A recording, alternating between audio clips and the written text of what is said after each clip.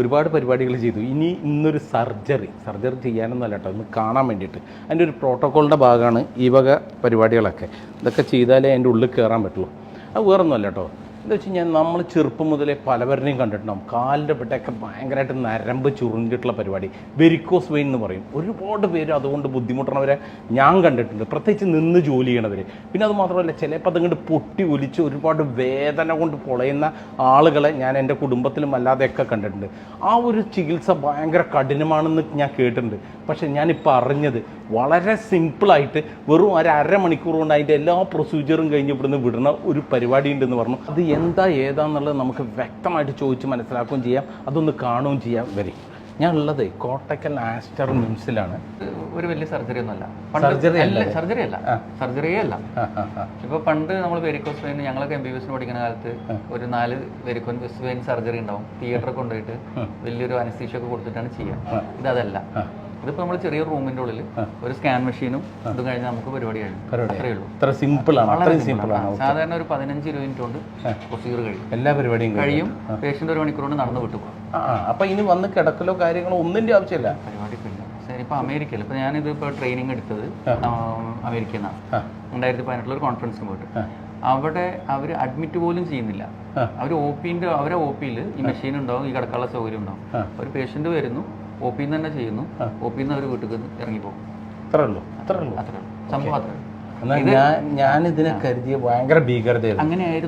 അങ്ങനെയായിരുന്നു. ഏതുപോലെന്ന് വെച്ചാല് പണ്ടൊക്കെ നമുക്ക് ഈ കോളറ, ഡിഫ്തീരിയ, വയറ്, കുഷ്ഠം എന്നൊക്കെ പറഞ്ഞ വലിയ സംഭവമായിരുന്നു. TB ഒരു 10-20 കൊല്ലം വരെ വലിയ സംഭവമായിരുന്നു. ഇപ്പൊ ആരെങ്കിലും കേൾക്കുന്നുണ്ടോ? എന്താ ചികിത്സ നന്നായി കറക്റ്റ് സമയത്ത് ചികിത്സിച്ചിട്ടില്ലെങ്കിൽ മുറിവുണ്ടാവും, അൾസർ ഉണ്ടാവും, ഉണങ്ങാത്ത മുറിവുണ്ടാവും, ഇതേപോലെ ബ്ലീഡിങ് വരും. ബ്ലീഡിങ് വന്നിട്ട് അപകടം സംഭവിച്ച ആൾക്കാർ വരെ ഉണ്ട്. പ്രശ്നം മനസ്സിലായി. ഇപ്പൊ പണ്ടത്തെ മാതിരി ആളുകൾ അതിനുവേണ്ടി വെയിറ്റ് ചെയ്യുന്നില്ല, നേരത്തെ തന്നെ ചികിത്സ തേടും വെരിക്കോസ് വെയിൻ കാണുമ്പോൾ. അപ്പൊ ഇതുപോലത്തെ ചികിത്സയിലൂടെ നമ്മൾ പെട്ടെന്ന് ചികിത്സിക്കുന്നു. ആ ഒരു വർഷങ്ങളായിട്ടുള്ളൊരു പ്രശ്നം മിനിറ്റുകൾക്കുള്ളിൽ തീർത്ത് വിട്ടും.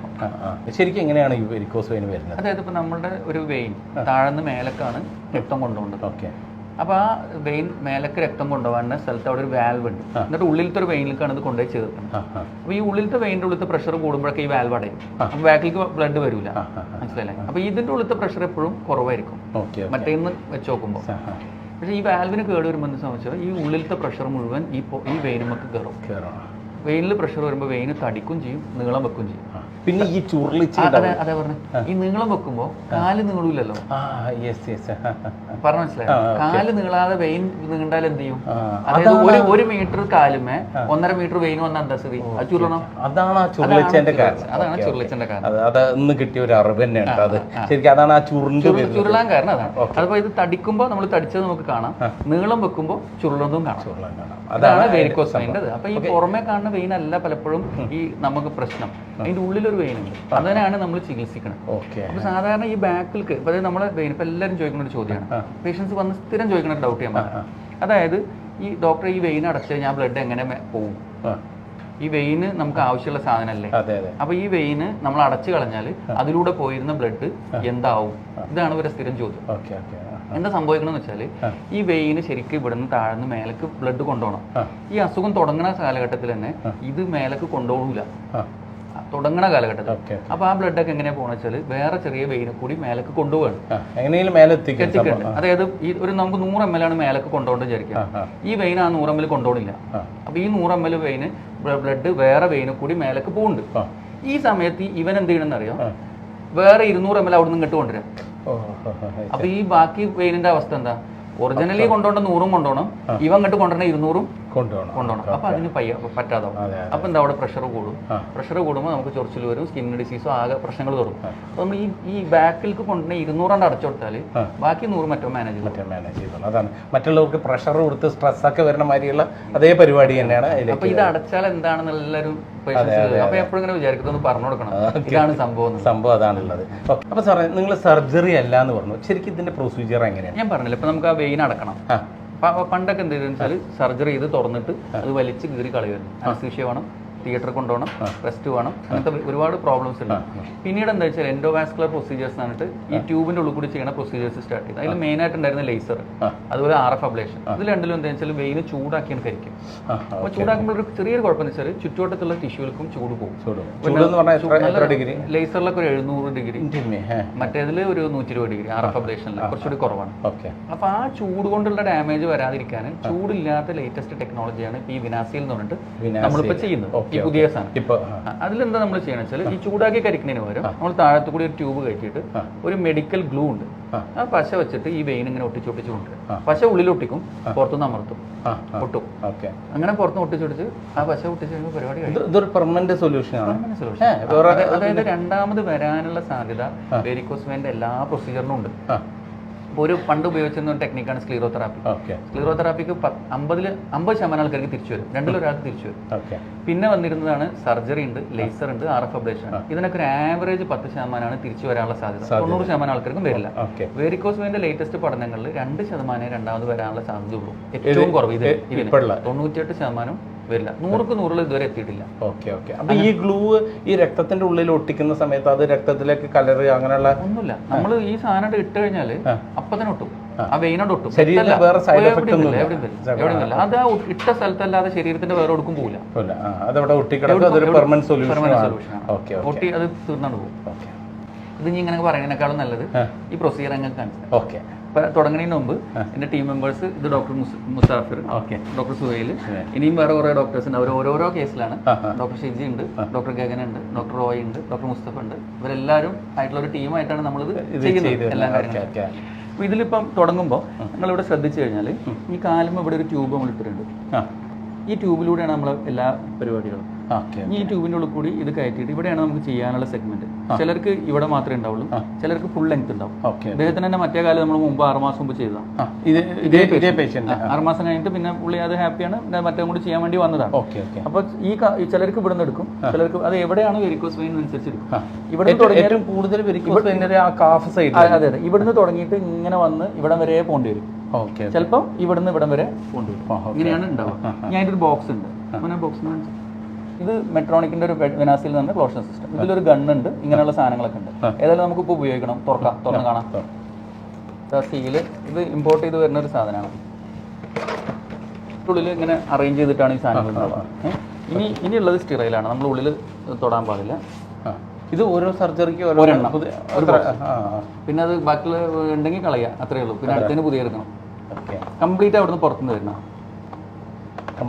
അത് പൊതുവേ ഡോക്ടറെ പഴയ ഇപ്പൊ ഇതിന് തൊട്ട് മുമ്പുള്ള സർജറിയും ഇതുമായിട്ടിട്ട് ഒരുപാട് വ്യത്യാസമുണ്ട്.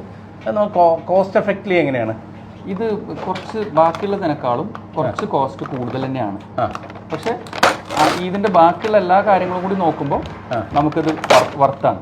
അതായത് രണ്ടാമത് വരാനുള്ള ചാൻസ് കുറവ്, അത് റെസ്റ്റ് വേണ്ട, പിറ്റേ ദിവസം തന്നെ നമുക്ക് ജോലിക്ക് പോവാം, നമ്മളെ വർക്കിന് ലോസ് ഓഫ് പേയ്മെന്റ് വരുന്നില്ല. ഇങ്ങനത്തെ ഒക്കെ കൂടി വരുമ്പോൾ അങ്ങനെ വെച്ച് നോക്കുകയാണെങ്കിൽ നമുക്ക് വർക്ക്ഫുൾ ആണ്. ഇത് ചെയ്ത് അപ്പൊ തന്നെ നെക്സ്റ്റ് വൈകുന്നേരത്തെ ഫ്ലൈറ്റിന് ഹൈദരാബാദ് പോയ പേഷ്യൻസ് ഉണ്ട് നമുക്ക്. എടുത്തോളൂ. ഇതാണ് ഗണ്ണ്. അല്ലേ? അത് നമ്മൾ ഇപ്പോൾ ഓരോന്നോരോന്ന് എടുക്കാം. പിന്നെ അതിന്റെ ട്യൂബ് മരുന്നാണിത്. അതായത് അതിലേക്കുള്ള സിറിഞ്ച് ഉണ്ടാവും. ഇതതിന്റെ സിറിഞ്ചുകളാണ്. പിന്നെ അതിന്റെ ട്യൂബുകളുണ്ട്, 2-3 തരത്തിലുള്ള ട്യൂബുകൾ. അപ്പോൾ സിസ്റ്റർ അത് ലോഡ് ചെയ്യും. അപ്പോൾ ഇതിന് ഡോക്ടർ ഇത് പൊസിഷൻ ചെയ്യുകയാണ് ചെയ്യുക. ഇതിപ്പോൾ ഒരു ട്യൂബ്, രണ്ടാമത്തെ ട്യൂബ്, മൂന്നാമത്തെ ട്യൂബ്. ഇത് ഇത്രയും കഴിഞ്ഞു. ഇതാണ് സിസ്റ്റം. ഇത് നമ്മൾ ഇനി കളയാനാണ്. ഇതിപ്പോൾ ഇതിൻ്റെ ഉള്ളിലൂടെ നമ്മൾ ആ ട്യൂബ് ഉള്ളിൽ എടുത്ത ട്യൂബാണ്, ബ്ലൂ ട്യൂബ്. അതിന് ഈ മാർക്കിംഗ് ഉണ്ട്. ഈ മാർക്കിങ്ങിൽ എത്ര സെന്റിമീറ്റർ ആണെന്നൊക്കെ ഉണ്ടാവും. ട്യൂബ് ഇട്ട് കഴിഞ്ഞാൽ ഏകദേശം ഇപ്പോൾ ഇവിടെ എത്തുമ്പോൾ നമ്മൾ അതിൻ്റെ കറക്റ്റ് സ്ഥലമല്ലേ എന്ന് സ്കാൻ ചെയ്ത് നോക്കും. സ്കാൻ ചെയ്തിട്ട് കറക്റ്റ് സ്ഥലമായി കഴിഞ്ഞാൽ പിന്നെ അതിൻ്റെ ഉള്ളിൽ കൂടി മരുന്ന് ഇഞ്ചക്ട് ചെയ്യാം. എത്ര ഉള്ളൂ ഒരു പരിപാടിയാണ്. ഞാൻ വെറുതെ തുടക്കം പറഞ്ഞ മാതിരി സർജറി പ്രൊസീജിയർ കൂടി പറയാം. ഒരു തുള്ളി ബ്ലഡ് കൂടി പുറത്തേക്ക് വരുന്നില്ല. ഇല്ല, ഒരു സാധനമില്ല. ഇതിൽ നോക്കിക്കഴിഞ്ഞാൽ നമുക്ക് ആ ട്യൂബ് കാണാൻ പറ്റും. ട്യൂബ് ഇങ്ങനെ ഒരു സാധനം കയറി പോകണം കാണുന്നുണ്ട്. ആ ട്യൂബാണ് നമ്മളിപ്പോൾ അവിടെ നിന്ന് ഇട്ട ട്യൂബാണത്. വേറെ ഇടന്നെ കേട്ടോ ഉണ്ട് അല്ലേ? ജംഗ്ഷൻ ആ ട്യൂബ് അവിടം വരെ എത്തിയില്ല. നമുക്കൊരു ഈ ട്യൂബ് ഞാൻ നേരത്തെ പറഞ്ഞല്ലോ, ഒരു ഉള്ളിലത്തെ വെയിനിലേക്ക് ഇത് വന്ന് കണക്ട് ചെയ്യുന്നത്. അതിന്റെ അവിടുന്ന് കുറച്ച് ബാക്കിലാണ് നമ്മളിത് ചെയ്യുക. അപ്പോൾ ഉള്ളിലത്തെ വെയിൻ ഇപ്പോൾ കാണും. ആ കണക്റ്റിംഗ് ഭാഗം നമുക്കിപ്പോൾ കാണാം. ഇതിപ്പോ ഇത് ജംഗ്ഷനാണ്, ഇതാണ് ഉള്ളിലത്തെ വെയിൻ. Okay okay. ഇവിടത്തേക്ക് ഇപ്പൊ മറ്റേ വെയിൻ വന്ന് ജോയിൻ ചെയ്യുന്ന സ്ഥലത്ത് ഇപ്പൊ ട്യൂബ് എത്തി. ഇനി ഇവിടുന്ന് നമ്മൾ ബാക്ക് വലിച്ചിട്ട് അവിടെ നിന്ന് അങ്ങോട്ട് ഒട്ടിക്കും. ഓ, അവിടെ നിന്ന് ഈ മെയിൻ വെയിൻ ഓട്ടാൻ പാടില്ല. ഉള്ളിലത്തെ വെയിൻ ഒന്നും പറ്റാതെ ബ്ലോക്ക് ചെയ്ത് ഇതിപ്പോ അതില് ഇത് എടുത്തോണ്ട് നിൽക്കുകയാണ്. എന്താ പറയാ, ഈ ഇതിന്റെ ഉള്ളിൽ ഇടാനുള്ള ചെറിയൊരു ട്യൂബാണ്. അതിലേക്ക് നമ്മൾ മരുന്ന് കയറ്റി. Okay okay. അപ്പൊ അതെങ്ങനെയാണ്? അത് ഫുള്ള് മരുന്ന് കയറ്റി വെച്ചിട്ട് നമ്മൾ കയറ്റി വെച്ചിട്ട് ഇനിയിപ്പോ ഗണ്ണ് വെച്ചിട്ട് ഇങ്ങനെ കുറേശ്ശെ അടിക്കും. അപ്പൊ കൈ കൊണ്ട് നമ്മൾ ഇഞ്ചക്ട് ചെയ്യുമ്പോൾ നമുക്ക് അളവ് കിട്ടൂല. അതായത് ഇപ്പൊ നമുക്ക് ഇത്രയും ദൂരത്തേക്ക് അടിക്കണമെങ്കിൽ ഒരു സ്ഥലത്ത് എല്ലാ മരുന്നും കൂടി പോകും, മറ്റേ സ്ഥലത്ത് കിട്ടൂല. അത് വരാതിരിക്കാനാണ് ആ ഗണ്ണ് അവർ ഡിസൈൻ ചെയ്തിട്ടുള്ളത്. അപ്പൊ ഗണ്ണിലാകുമ്പോൾ ഓരോ അടിക്കും ഓരോ സിസ്റ്റത്തിലും ഓരോ ഗണ്ണ് വെച്ചിട്ടുണ്ട്, കറക്റ്റ് ആക്യുറേറ്റ് ആയിട്ട് കിട്ടാൻ വേണ്ടി. ഇപ്പൊ ഗണ്ണിൽ ലോഡ് ചെയ്തത് അവിടെ മരുന്ന് അതിലേക്ക് ഇപ്പൊ ഈ വെള്ള ട്യൂബിന്റെ ഉള്ളിൽ മരുന്നുണ്ട്, അത് ആ സിറിഞ്ചിൽ കാണാം. അവിടെ സിറിഞ്ച് ആ ഗണ്ണുമ കണക്ട് ചെയ്തു, കണ്ടില്ലേ? സിറിഞ്ച് ഗണ്ണുമ കണക്ട് ചെയ്തു. ഈ ട്യൂബ് ഈ ബ്ലൂ ട്യൂബിന്റെ ഉള്ളിൽ ഇടാണ്.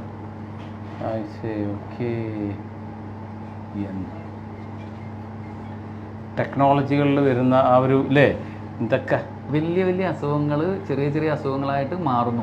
അതിപ്പോൾ നമ്മൾ എല്ലാ വിധത്തിലും ഇപ്പോൾ പണ്ട് നമുക്ക് ഒരു ഗൾഫിൽ പോകണമെങ്കിൽ പണ്ട് മറ്റേ ഷിപ്പിൽ പോയ മാതിരി അല്ലല്ലോ ഇപ്പോൾ പ്ലെയിനിൽ പോകണത്. പണ്ട് നമ്മൾ പോയി കണ്ടിരുന്ന പോലെയല്ലല്ലോ വീഡിയോ കോൾ ചെയ്യണത്. അതേപോലത്തെ ടെക്നോളജിക്കൽ അഡ്വാൻസ്മെന്റ് മെഡിക്കൽ സയൻസിലും വരുന്നു. നമ്മളിപ്പോൾ ഇഞ്ചക്ഷൻ തുടങ്ങുകയാണ്. ഓക്കെ. അപ്പോൾ നമ്മൾ ഞാൻ പറഞ്ഞില്ലേ പശ, ഇപ്പോൾ ഡോക്ടർ ഇങ്ങനെ വലിക്കുന്നുണ്ട്, പശ വെച്ചുകൊണ്ട് നമ്മളിങ്ങനെ ഒട്ടിക്കണമുണ്ട്. ഓക്കെ. അപ്പൊ ഒട്ടിക്കണ സമയത്ത് നമ്മൾ അമർത്തി പിടിക്കണം. നമ്മൾ പശ ഒട്ടിച്ചിട്ട് ഒരു പേപ്പർ ഒട്ടിക്ക് എങ്ങനെയാ? അതേപോലെ ആ ഗണ്ണ് കറക്റ്റായി അടിക്കും. കറക്റ്റാ. നിങ്ങൾ പറഞ്ഞു കൊടുക്കണേ.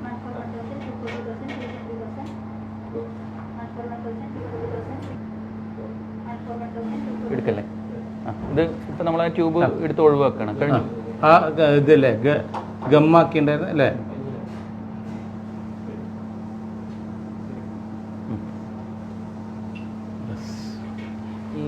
ഇതിപ്പോ എന്താ ചെയ്തുകൊണ്ട് ഇതിപ്പോ നമ്മള് ആ മരുന്ന് മറ്റേ പശ വെച്ചു, പശ കംപ്ലീറ്റ് ഒട്ടിച്ച് തീർത്തു. ഒട്ടിക്കാൻ നമ്മളിപ്പം ഒരു പശ വെച്ച് ഒട്ടിച്ചിട്ട് അതിന്റെ മേലെ കൊണ്ടുപോയി ബുക്ക് വെക്കൂലേ, ഒന്ന് അമർന്ന് പിടിക്കാൻ. അതാണ് ഇപ്പൊ ചെയ്തത്. ഞങ്ങളെ കയ്യാ ബുക്കാണ്, ഞങ്ങളെ കൈ ഒരു പ്രഷർ അവിടെ അത്രേ ഒരു 30 സെക്കൻഡ് തരിപ്പിക്കലോ കാര്യങ്ങളോ അവിടെ കുത്തുന്ന സ്ഥലത്ത് തരിപ്പിക്കും, അല്ലെങ്കിൽ പേഷ്യന്റ് വേനിക്കുമല്ലോ ആ സ്ഥലത്ത് മാത്രം. ഒന്നുമില്ല, നമ്മൾ ആ ഉള്ളിൽ കയറുന്ന ആ സ്ഥലത്തൊന്ന് ധരിപ്പിക്കുക, അത്രേ ഉള്ളൂ. ഓക്കെ. ഇത് കഴിഞ്ഞ ഉടനെ മൂപ്പര് നടക്കുകയും ചെയ്യും. പിന്നെ നടക്കണം, അതാണ് വേറെ തമാശ. ഇത് കഴിഞ്ഞാൽ റെസ്റ്റ് എടുക്കാൻ പാടില്ല. അതായത് നമ്മൾ കൂടുതൽ റെസ്റ്റ് എടുക്കുമ്പോൾ നമുക്ക് കാലിന്റെ ഉള്ളിൽ രക്തം കട്ടുപിടിക്കാനുള്ള ചാൻസ് പൊതുവേ കൂടുതലാണ്.